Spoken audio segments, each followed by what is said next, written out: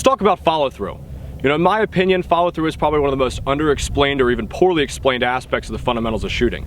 And depending upon who you are, concealed carry, law enforcement, or perhaps even military, follow-through could include following your threat to the ground and scanning your area. But regardless of the particular application or circumstance, a few things about follow-through remain constant. The gun recovering from recoil, the sights returning to the target, and resetting the trigger in preparation for another shot. Today, we're going to take a really close look at the trigger as it applies to follow-through and see if we can't find ways to be a little bit more efficient when it comes to working the trigger.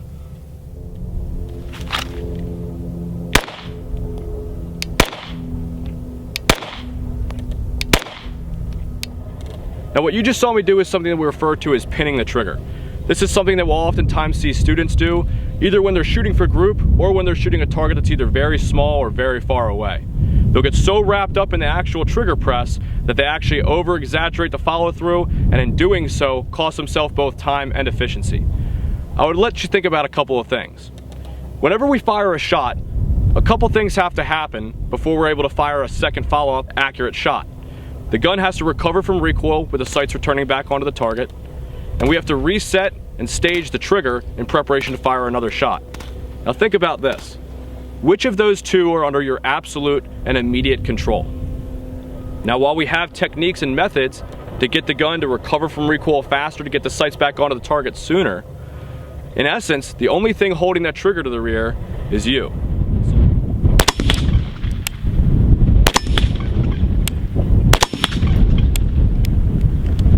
If you're pinning the trigger, you're taking significantly more time than what is necessary to make an accurate follow-up shot.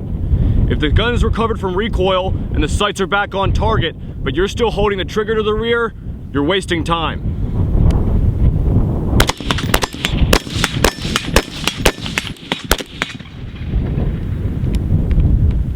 The goal is to be able to do this consistently without sacrificing accuracy.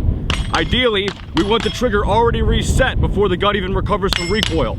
So that way, as soon as the sights cross the target, all I have to do is apply pressure to the trigger to break another accurate shot.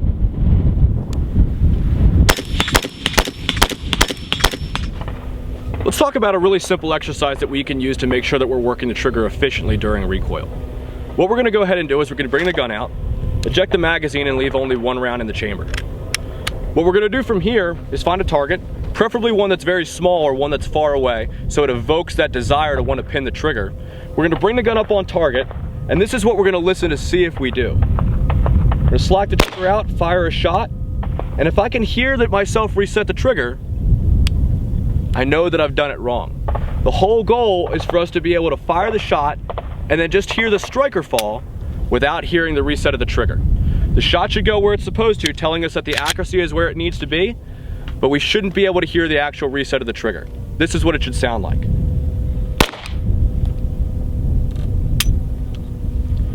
That shot went exactly where it's supposed to go. A 1.5 inch square here at 7 yards is typically about what it's going to take to get a shooter to want to go ahead and pin that trigger.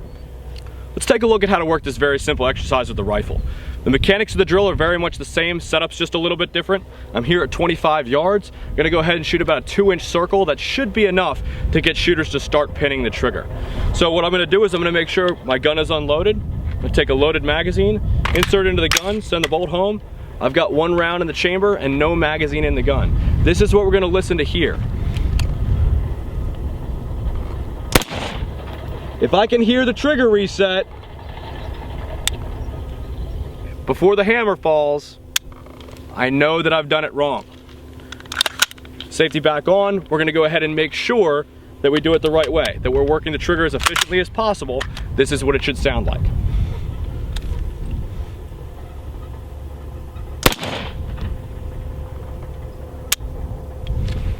We'll go ahead and try that one more time.